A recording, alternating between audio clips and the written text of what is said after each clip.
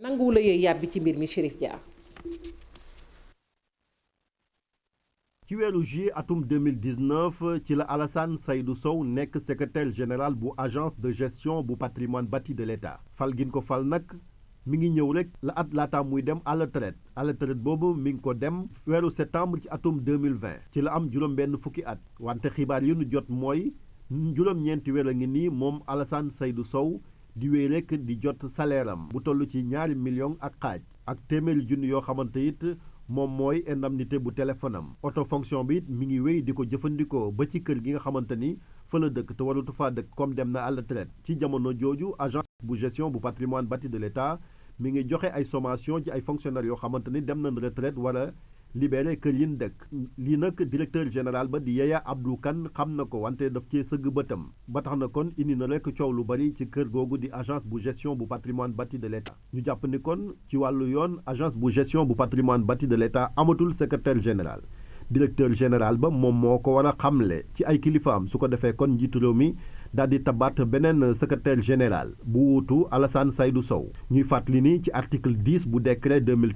2013-278 bu 14 février atum 2013 bi nga xamante ni moom moo ñëwaat rek ci nin sosé agence gestion bu patrimoine bâti de l'État li mu wax mooy directeur général bi moom dañ ko nommé ci décret ginnaaw proposition bu secrétaire général bu présidence de la république ba tax na moom boobee directeur ñu toftal ci moom ab secrétaire général moom it ñu tabb ko ci décret ngir bu fa nekkul wala mu am ngànt secrétaire général bi mën koo wuutu ñun jokkoo nañ ci buumu téléphone gi ak directeur général bu agence bu gestion bu patrimoine bâti de l'État di Yaya Abdou Kane nekkoon fi ministre bi ñu dénk wàllu télécommunication ak waa poste lim xamle mooy mbir moomu du ci àddu jàpp ni am nañu jóg ngir yàq deram ñu di ko jaajëfal Chérif Dia fële moom ca diwaanu Kaolack ñiy liggéey nag ak technicien yi fare ci wàllu mbay ma ña ngay amal ab doxub ñaxtu ni ki tey ji ñoom it la ñuy amal doxu ñaxtu boobu li ko waral ak bokk na te li ñuy sàkku daanaka am na at ci tey te mën nga ni France nguurug Sénégal waxu ci bokk na rek ci ñu xoolaat anam yi ñuy liggéeyee ndax metti na bu weesoo loolu tamit ña ngay laaji ndàmpaay ci wàllu risque bu ñu ko déggee ñu ne seenub liggéey lu ne mën na leen caa fekk kon nag nañu leen jox ay ndàmpaay ci wàllu woowee waaye tamit wàllu dëkk waaye yitteel na leen lool ñoom liggéeykat yooyu ca Kaolack lañu doon amal ab doxub ñaxtu ñu dem ba Matam ngir wax it ci jafe-jafe bi nga xamante ne nii askanug Matam nag ñi ngi jànkonteel ak moom rawatina nag ca département bu Kanel ñu ne booy xool lu toll ci fukk ak juróom-ñett ci dëkk ñi ngi jànkonteel ay jafe-jafe yi tar ci wàllu ndox tey mënatuñoo jotee ci ndox mu sell ndox moomu sax ñuy jëfandikoo booy xool ñu ne naan ko wóorul dara ci wàllu wér-gu-yaram ba tax na ña ngay wooteeg wàllu di leneen la ñu gisit mooy forage boobu nga xamante ni gën nañ ko xam ci forage bu Bonji te maire nag bu Bokki Laji moom nag boo xoolee forage boobu dafa mel ni liggéey biñ ca daan def rawatina ak maire ba la mu ci daan indi kas néew loolu yëpp nag dana koo dakkalaali bandeel ñaam dëkk ak juróom-ñett yi nekk ci zone bi ñu duppee socle bokk na ci yooyee Bonji Waali ñi nga xam ne ñoo fi yeewoo joro ndox bu sell bu ñuy naanee daf leen të muy bu dëkk bu mujjee diggante Matam ak région bu Tambacounda te tentative bi nga xam ni maire dëkk ba mu ngi ci woon sax biñ ci noppee daanaka du amuñu. Donc on a commencé par forêt.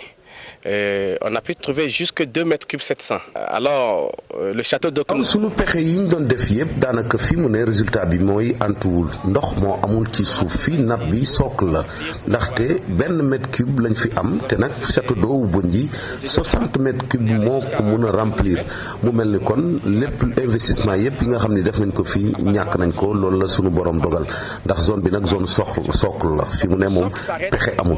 De Bokiladji vers Fadiara. Donc toute cette zone,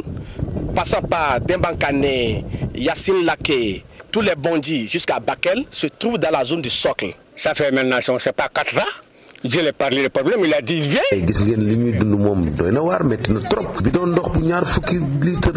dërëm nga koy fay waxaale wu ma sax ñun fi mu ne dañuy dem ci maar yi di gas 2 mètres wala 3 mètres ngay am ndox bu salte gis ngeen ndox mi ñuy naan ñun nag jur gi yëpp ñoo ko bokk lii mu ngi xew fii yaa nañ ci teg seen bët. 20 litres d'eau 100 francs. Ça c'est terrible. maire gox bi ngi jéem yi pexe rek ngir soulager askan wa waaye jàpp na ni foog njiitu réew mi duggal loxoom ci jafe-jafe ndox mi ngir mu am saafara. On a compris qu'on ne peut pas trouver l'eau qu'on souhaite ici. firnde la rek jote ci ndox fii ci nappe bi moom mënut ne waaye nag pexe du jeex sunu yaakaar mu ngi tegu ci njiitu réew mi ngir mu jàppale ñu ndaxte fi mu ne idée bi ma am moo di dem ba ci dex ba jéem fa jële ndox indi ko fii lu ëpp fukki kilomètre ak ñaar. Par Moudéri le fleuve il faut compter 10-12. jafe-jafe jotandi ci ndox mu sell dafa yàgg doon ab gàllankoor ci gox bi fare ci département bu Kanel la xanaa sax loolu moo waral ci ba muy àddu ci discours à la nation 3 avril bi ñu génn président de la république di Macky Sall àddu woon na jëm ci wàllu forage bu mag bi ñu dëgmal ca Bokiladji.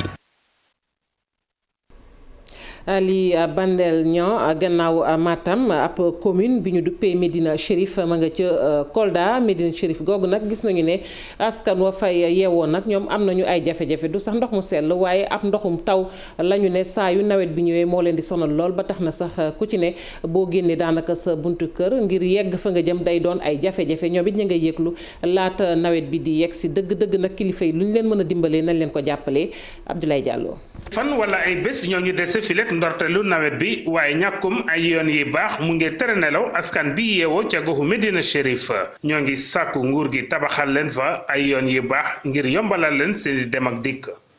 parce que nawet bi léegi mu commencé mun naa la wax ni d'ici une semaine nawet bi day commencé mais nawet su commencé rek ñun dañuy jaaxle parce que amaguñu tali. ci seeni kàddu defar ay yoon ca Médina Chérif dina bokk ci luy suqali gox ba. am nañu 10 000 hectares boo xamante ni ceeb kese lañ mënoon def foofu 10 000 hectares yi mënuñu ko exploiter parce que amuñu yoon. ñu laaj bariwul 15 kilomètres piste boo xamante ni dina tax ñu exploiter vallée boobu te beneen 15 kilomètres pour permettre département de Médina Yoro Foulah ak département de Kolda ñu mën a liggéey contre saison ak hivernage ci bassin anam. waaye laata loolu di yemb jot nañu ci loxoy PUDC ay jumtukaay ngir yombalal jigéen ñi seeni liggéey. pour allègement des travaux des femmes donc pour jigéen ñi liggéey yu métti yi nga xam ne moom lañ doon daj mu doon vraiment li nga xam ne que ne dañ koy fàtte daal. donc programme boobu nag dafa ñëw jox ñu ay unités yu am solo unités yoo xamante ni suñ ko defee maanaam jigéen yi dañuy jàppale jigéen yi ci seen wàllu wér gu yaram. ñu yàggoon toog lu yàgg te amuñoo ndox mu sell askanu goxu Médina Chérif ñooy rafetlu forage yi ñu leen fa tabaxal. am nañu fii 3 forages ci PUDC loolu nag dafa am solo soo jëlee commune Médina Chérif mun naa la wax 2014 maanaam soo jëlee 57 villages yi benn village kese moo amoon ndox maanaam ci téeméer bu ne ñaari ñoo amoon ndox bu baax léegi nag 3 forages yi am 36 kilomètres réseau dina tax population yi soo demee téeméer. maanaam 60% yi yëpp ñu mun a am ndox bu sell. ñàkkum yoon yi baax ca Médina Chérif tax na wàllu dem ak dikk bi ca bile gox jafe na lool rawatina ci biir nawet bi.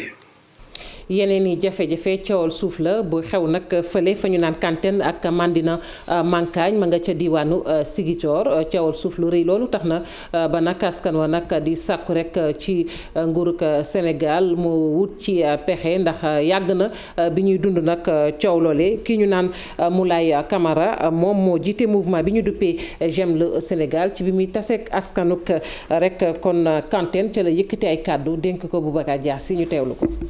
Appelons le chef de l'État, le président Macky Sall, pour que vraiment les problèmes fonciers au Sénégal commencent à prendre une ampleur extrêmement. ñoo ngi ñaax président Macky Sall ngir problème foncier yi ñu nemmeeku ci réew mi ñu dàq ndaxte problème yooyu ñu ngi bëgg a jéggi dayoo fu mu nekk nii te warul benn yoon ci ëllëgu réew mi. ñu ngi koy ñaax daal mu fexe ba saafaral ci ni mu gën a gaawee lépp li problème foncier ci réew mi. te it fii ci Casamance jàmm ji ñëpp ko soxla te lu am solo la ngir suuxat koom-koomu diiwaan bi ndaxte après crise Covid bi ak crise Casamance 16 bi ñun jàpp nañu ne daal jàmm daal bu fi amee koom-koomu Casamance dina gën a jëm kanam rawatina Casamance mooy poumon économique bu suñu réew mais daal koom-koom bi du mën jëm kanam fi lekk jàmm amul ci Casamance moo tax ñu si ñaax it képp ku yeewu Casamance ñu fexe ba jàmm del si fii problème suuf bi fii daal benn solution la mooy administration bi ñun daal dañ ñëw ngir neexal diggante yi rek te gouverneur yi taxaw na ci moo tax am nañ ci yaakaar daal. Aujourd'hui on est en train de recenser les impactés on est en train il a promis de faire le maximum possible pour que Kantène soit érigé en village je pense que ce sont des avancées notoires. benn dëkk ñaari gaar Thiès nag tailleur ya fa fekk baax ña ngay bay seen waar bu baax a baax rek ci xëyum ndaw ñi ndax am na ca ay ndaw yoo xamante ne nag ñi ngi leen di jàppale ci wàllum xëy di leen tàggat rawatina nag ci centre boobu nga xamante ni moom moo leen di dalal waaye la ci nekk di jafe-jafe rek mooy centre ba tey boo fa duggee nag xam ne dëgg-dëgg ñàkk na ay jumtukaay ba tax na ñoom it ña ngay woo ku leen dimbali ca diwaanu Thiès Cheikh Anta Diop. yi nekk ci commune Thiès Nord nee nañ koppar yi nga xamante ne moom lañ doon yëkkati di ko dimbali artisan yi tailleur yi nekk fii ci Thiès Nord daanaka dañ leen cee fàtte. tey association boo xam ne mën nañ 300 personnes 7 personnes ñoom ñoo jot ci 150 000 yi doon joxe ñi ngi fexe bay employé ay jeunes tey ji xale yi génne ci centre bi rek am na ñoo xam ne pour le moment embauché na leen ci NSTS embauché na leen ci yeneen entreprise fii ñu nekk muy centre de formation boo xam ne ñu ngi fiy former chaque année 60 jeunes fii yoo xam ne dañuy génn ak métier. Fatou Ndoye moom di ab styliste nee na nag jamono yi ñu ngi def ay jéego yu am solo di jël ay ndaw di leen former fii ci centre bi te nguur gi war na leen a gestu. ndax nit moom buy liggéey ku ko épauler rek la soxla te mun naa ne ñun loolu moo ñu manqué ku ci nekk sa atelier la fa ne yow yaa ko ñafee sa bopp du kenn moo la ko kiyal ba pare ñi ngi créer tamit emploi ndax ñiy jël xale yi dugal leen suñu biir atelier yi di leen former jàngal leen xam-xam terewul li la yàlla di wërsëgal da nga koy bokk ak ñoom kon état bi war nañu gestu ci côté boobu bu baax a baax mbiru matériel ñu soxlawuñu xaalis soxlawuñu dara mais nañ am matériel bu ñu liggéeyee rek bu ko defee ñu jàppale suñu rakk yi nga xamante ni ñoo ngi ci yoon bi di ñëw. tailleur yi nekk fii ci commune Thiès Nord ngir taxaw nag ndaw ñi fësal nañ ay programme yoo xamante ni fii ci centre bi weer wu nekk ñu ngi fiy tàggat ay ndaw ngir ñu am xam-xam rawatina tàggat leen ba ñu ñëw costume africain yi nga xamante ni jamono yi moom la ñu gën a fësal di waajal tabaski bi. cant ak ngërëm ñeel na la Cheikh Anta Diop ñu wax nag ci mbas meek ñàkk yi réewum France nag taxaw ngir dimbali rek nguurug Sénégal ci mu jotee ci wàllug ñàkk ci loolee téeméeri junni ak juróom-ñett fukk ak ñeent ci dose nag bu AstraZeneca jébbal nañu ko réewum Sénégal ci initiative COVAX la bokk jëwriñ ji ñu gàll wàllug wér-gu-yaram di Abdoulaye Diouf Sarr nag mi ngi sàkku ci askanug Sénégal ñu fexe rek kon dem ñàkku ji ndax ku ne xam na ni nees koy waxee saa su ne ñàkk yi képp moo fi mën a jëlee mbas mi ñu wax nag ci taxes yi waxoon nañ ko ci ponk yi muy lépp lu soxal wàllug nag kon bouillon taxe da cee daal di tegu jamono ji mooy dogal bi tukkee ci conseil des ministres bi ñu doon amal ci alxames ji ca palais de la république démb la ñu fa tënk nag ci loi de finances rectificative ba mooy ay taxe nag dafay daal di tegu fi mu ne nii ci ndoddug ñooñee nga xamante ni ñoom ñooy yëngu ci mbir mi. loolu nag ñu jàpp ni sax yàgg nañu wax ni wàllug wér-gu-yaram bokk na ci li tax rek ñuy tere bouillon yi waaye tamit leneen mi ngi ci dafa mel ne nguurug Sénégal daf caa taxawee nag ngir duufal GAFAM juróom-benn fukk ci milliards ci recette nag ñi ngi koy xaar lu soxal bouillon yooyu képp ñu wax ñaar fukki milliards ak juróom la ñu daal di tënk muy nag ay taxes yoo xamante ne day fay tegu rek kon ci ndodd ñu yëngu ci wàllu woowee amit na leneen loo xamante ne ñu ngi koy waxeet ci wàllug lempo yi ndax ba nëga ni am na ñoo xamante ne fayub lempo daf leen rek dañu wàccoo benn yoon ak yoon loolu ndax moo tax duñu sax def yoon laay wax ndax léeg-léeg saa su ne day mel ne day am porox ndoll lu ñuy jaar ngir bañ a fay lempo ñoo ñit fi mu ne nii jugal nañu leen ñu wax ci foire internationale bu Kaolack bi nga xamante ni daal dinañ koy dàq gannaaw coow li nga xamante ni commerçant yu Kaolack nag yëkkati woon nañu ko ndax nee nañ foire boobu ca Kaolack dañu koy amal ci jamono yoo xamante ni dafay yemoo ak jamonoy feet su ko defee ñoom la ñu daan am kas néew dafay mel ni rek dafay wàññeeku foire boobu nag ñu gis ne dafa ñëw sax mel ni luy jongante ak ñoom muy jaaykat yooyu gannaaw ba ñu ñaxtoo nag tey maire ba daal dinay taxaw rek ki jiite sax laay wax chambre de commerce bu Kaolack taxaw na ngir jël dogal boobu Ibrahima Diamé. ñoo bu ñuy xoo ci rajo bi ci ëllëg sa la leen président Serigne Mboup daal di leen convoqué chambre de commerce ngir waxtaan ak commerçant yi de ginnaaw kon lu mat waxtu ci ay discussion président Serigne Mboup daal dinay d'accord ngir ñu toxal lii di foire bi. fii seen kër la muy chambre de commerce ñu am fi ay élus am fi lépp bu ñu gisee leen jaaxal seen droit la ñu ñëw revendiquer ko ci assemblée générale bi ci nombre de ci élus yi bi ñu waxtaanee ak ñoom d'accord naa ci li ñu wax leen ne leen waxuma la sax report waaye dama bëgg gannaaw si tey comité d'organisation bi ñoom ñu bokk ci bu dee foire bi dañ koy organiser pour mu yàqal opérateur économique yi nekk Kaolack jarul sax di organiser parce que ñun chambre de commerce Kaolack lañ nekk ñun waa Kaolack lañ nekk. moom Serigne Mboup nag di woo commerçant yile ñu ñëw bokk ci foire bi la def ko seen yëf loolu nag commerçant yi d'accord nañ ci ginnaaw bi ñu rafetloo rapportu événement bi. suñu njàmbat président fekk si nañu si ñu sant si yàlla bu baax am nañ si satisfaction totale boo xamante ne nii kontaan nañ ci te loolu lañ doon séentu si moom. ñu nag ay yeneen i bunt yi mooy yàgg nañu wax commerçant yi nañ leen impliqué si li nga xamante ni mooy doxal commerce bu Kaolack te loolu dafa jot parce que mooy waral yenn réeróo yi moo concertation boobu mu wax ñu ngi wax ne ñun adhéré wu nañ si à 100% fu ñu wooyee danañ ñëw waxtaan. ginnaaw seen consensus boobu nag seen diggante ak président chambre de commerce commerçant yi di déglu kon waa mairie ci espace yi nga xamante ne dañ fay loué su événement jotee te mu bokkoon ci seen plateforme revendicative. ñu jógee Kaolack dellusiwaat nag fii ci Ndakaaru wax ci FIARA bi seetlu gi ca FIARA boobee di jaba bu mag bi nag lu soxal wàlluk meew moom dafa mel ni dafa fës bu baax a baax ay soxna yu bàyyeekoo ci fukki diiwaan ak ñeent yu Sénégal ñoo fa tase wane seen xam-xam ci wàlluk meew mi ñu jàpp nag ni lu ko dooree booy xool ca ndoxteel li ba ci copparni gi nga xamante ni daañu ko def rek ci meew mi ay jafe-jafe dinañ ko ci am ñoom soxna yooyu Abi Faye ak Modou Diop indil nañ ñu xeetu meew yu ñu nemmeeku ci foire ba. fu ne lañu bawoo ci dëkk yi nekk fii ci biir Sénégal ngir giranteeg mbagg ñeneen ñi ñëw di exposé ci FIARA atum ren gi ci stand bi ay jigéen nga fiy fekk waaye lii di soow mi mooy liñ fi gën a jëmmal. li may raxtali di jënd lii waaw day metti lool ci jigéen bi ak fi mu ne soow amul kon compte jur yi du gaaw a génn noonu. day metti il faut ñuy jàppale ci compte jur yi muy teel a ñëw. filière lait jamono ji ñoom lu ñu gën a bëgg moo di ñu gën ko jox gëddëm waaye jafe-jafe yu bari lañ ci jànkonteel. paas bi parce que amuñu ay oto yoo xamante ne moo ñu yóbbu parce que boo gisee ma ne difficulté oto tey moo la mën a yóbbu foo jëm. meew amut ñu bari ñax mi dafa manqué. te compte bi ñuy jaay dafa seer kenn mënu ko jot ndaxte saako ripaas bi kii te Malick bi moo gën a tey seer. ngir meew ba nga xamante nit dañ koy raté fii ci mim réew mën a jar ca anam ba ñu ko bëggee ñoom ñu ne faaw rek ñu am ab ndimbal. ndaxte am nañ ay frigo yi nga xam ne bariwut wante du ñu denc suñu meew denc suñu diw ñor suñu fromage lépp ñu denc ko loolu yëpp ci meew bi lañ koy génne. jël meew mi soppi ko génne ci yeneen ni ki mel ni beurre ki fromage loole faaw.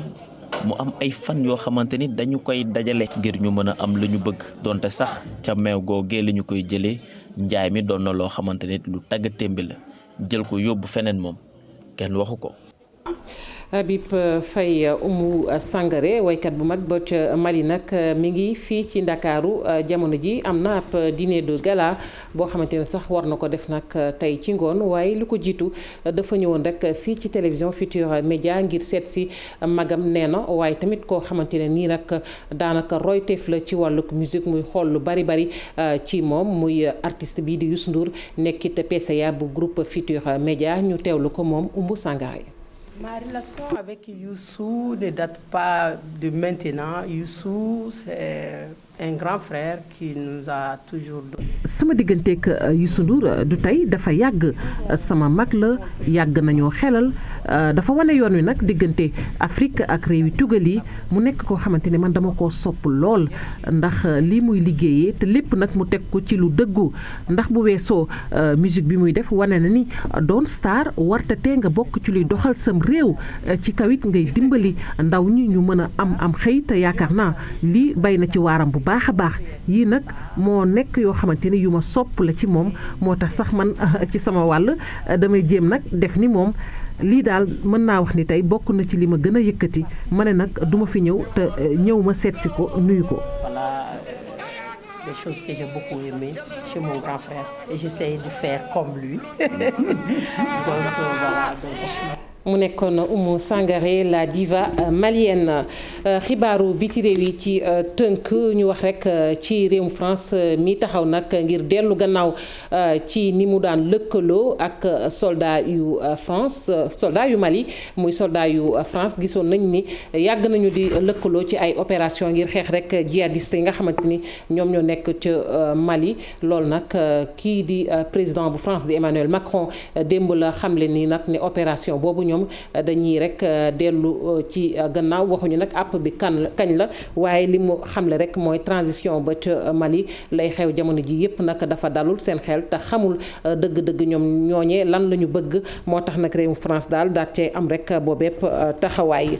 ñu àddu ci leneen nag ñeel Laurent Gbagbo ak Alassane Ouattara ga ca Côte d'Ivoire ñi ngi wax nag ni kii di Laurent Gbagbo moo gën a siiw jamono ji Alassane Ouattara ay sondage la yu ñu fa def site bi ñu duppee Monde Afrique nag moom moo daal di fësal moom it ab rek information muy xibaar boobu muy wax ni boo jëlee tey Laurent Gbagbo mën ngaa wax ni moo gën a siiw ñaari yoon kii di Alassane Ouattara mu amit keneen ku ko ca feelu ci wàllu woowee muy Monde Afrique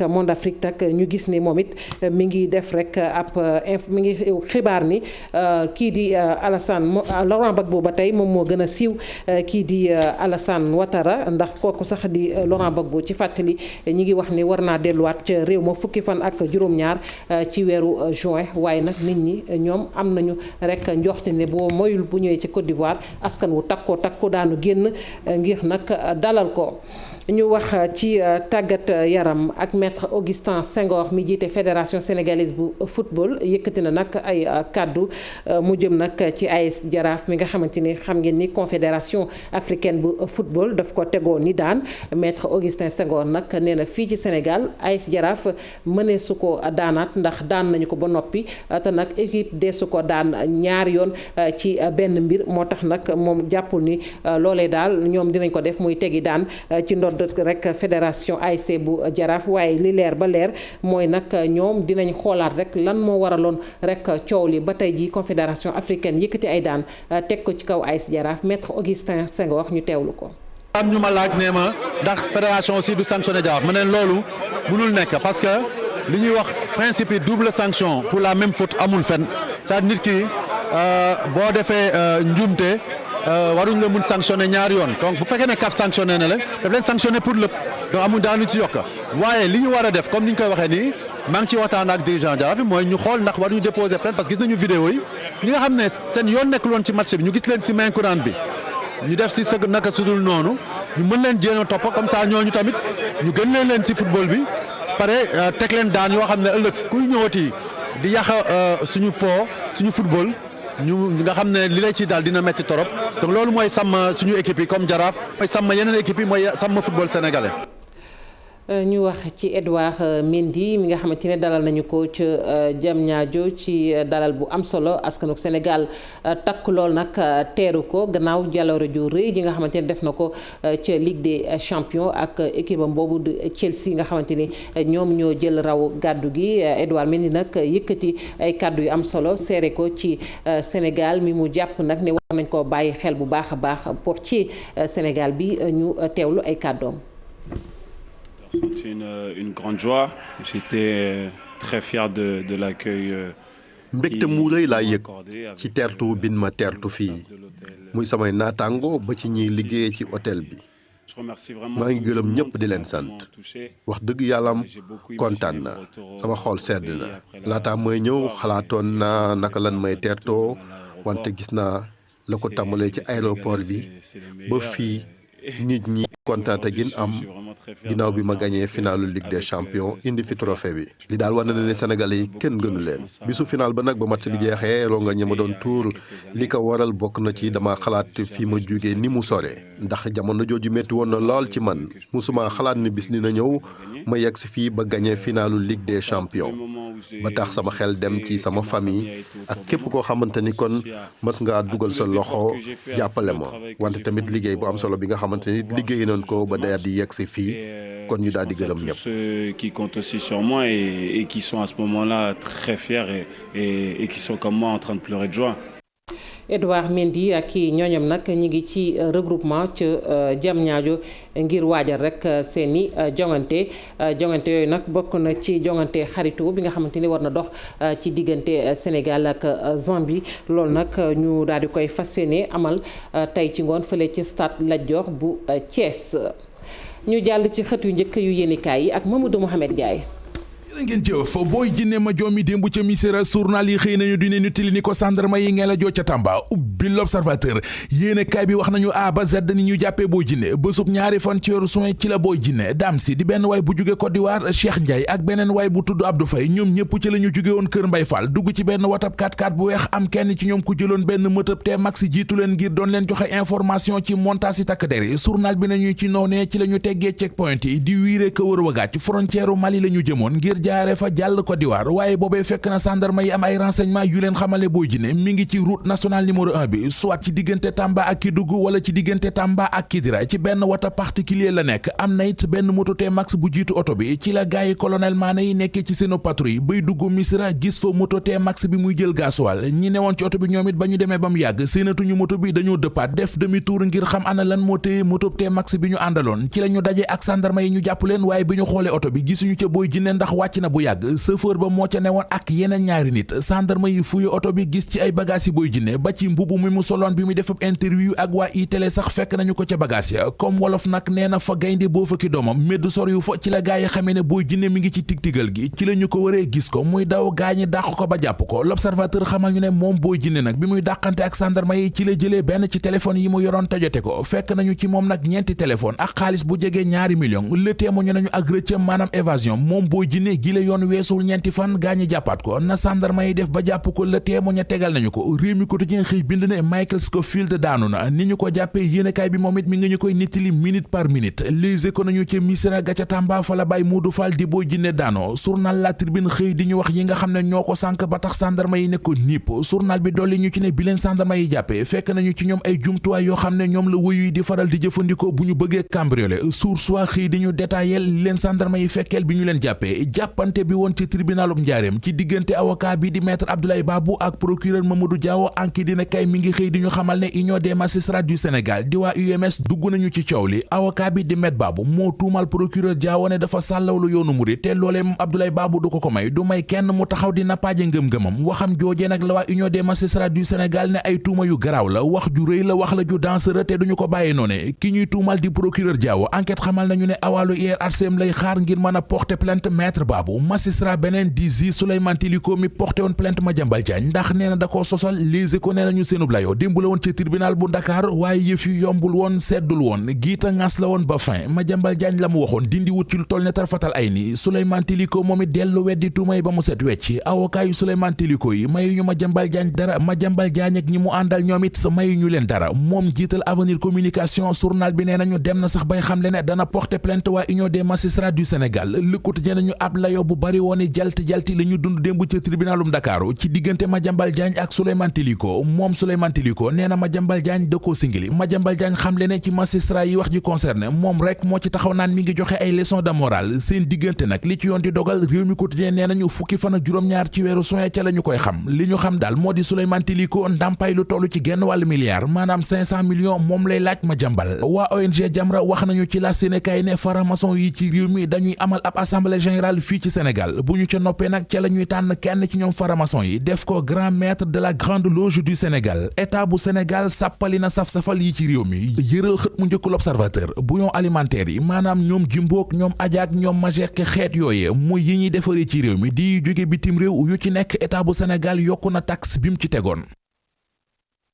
ñu koy jaajëfal bu baax Mamadou Mohamed Ndiaye mbokk yi nit sant nañu leen gërëm leen yéen ñoo ñu fare woon ci machine bi ak ñi jàpp ci xibaar yi ba mu sotti rédaction bi dina fi teewaat ci yeneen jotaayu xibaar ñu leen di ñaanal kenn dalug jàmm te di ko sàkku ci yéen.